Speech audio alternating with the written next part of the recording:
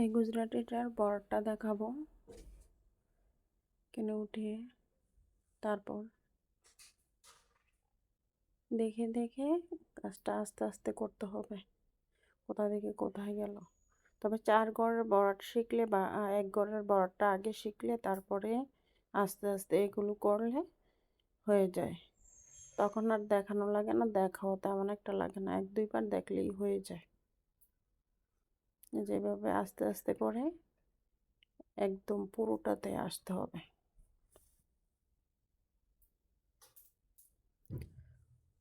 কোথা থেকে ওঠানো ওইটা খেয়াল করে দেখতে হবে এবং কোথায় গিয়ে শেষ করতে হবে।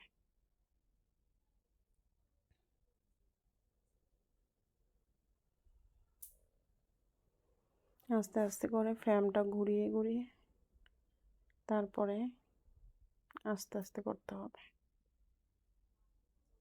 আর গুজরাটি কাজটা এরকম, একবার বসলে আর উঠতে ইচ্ছা করে না,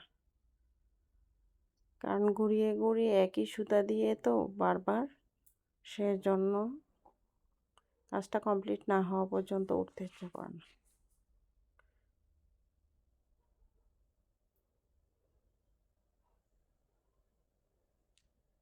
গুজরাটি অনেকে কঠিন মনে করে, আসলে কঠিন না। প্রথমে 4 ঘরেরটা, 1 ঘরেরটা, তারপরে 4 ঘরেরটা শিখে নিলে খুব দ্রুতই কাজ করা যায়। এভাবে আসলাম, লাস্টের পার্টটা কোথায় গিয়ে কিভাবে শেষ, এটা একটু খেয়াল করে বারবার টেনে টেনে দেখলেই হবে।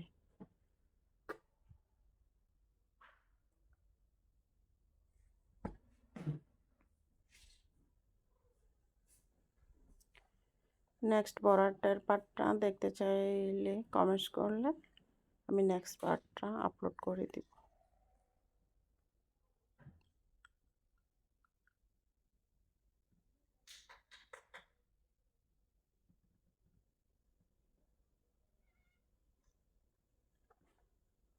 ফিনিশিংটা বারবার দেখতে হবে, কোন জায়গায় এসে শেষ আর কোথায় থেকে শুরু।